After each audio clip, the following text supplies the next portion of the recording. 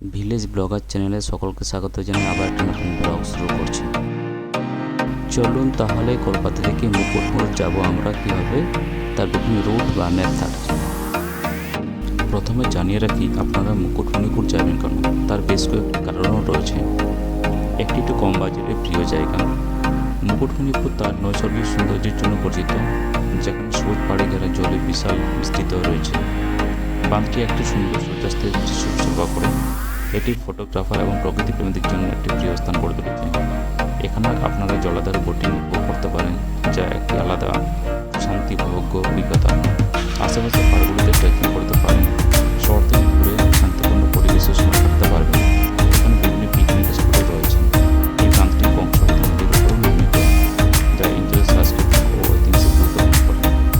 তাছাড়া বেশ কয়েকটি জায়গা রয়েছে যা আপনাকে আলাদা অভিজ্ঞতা করে,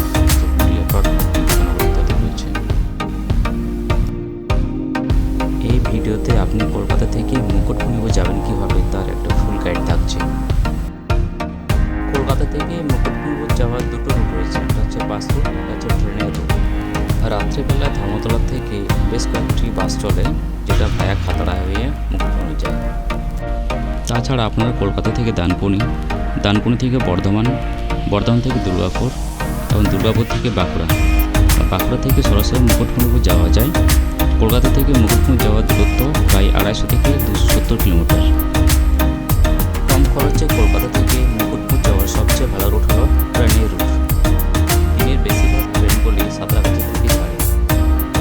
রাত্রি 12টা 5 মিনিটে হাওড়া স্টেশন থেকে হাওড়া চক্রধরপুর এক্সপ্রেস, যেটি হাওড়া বখরা স্টিল সিটি নামে পরিচিত, সেটি 19 নম্বর প্ল্যাটফর্ম থেকে ছাড়ে।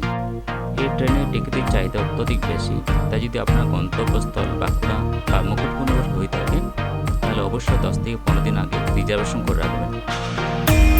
আপনি যদি এই ট্রেনে চেপে বাঁকুড়া যেতে চান, তাহলে বাঁকুড়া পৌঁছে যাবেন ভোর 4:30টার মধ্যে। বাঁকুড়া স্টেশনে নেমে আপনাকে ফ্রেশ হওয়ার পরে সকাল 5টা বা 5:30টার মধ্যে মুকুটমণিপুর যাওয়ার বাস পেয়ে যাবেন।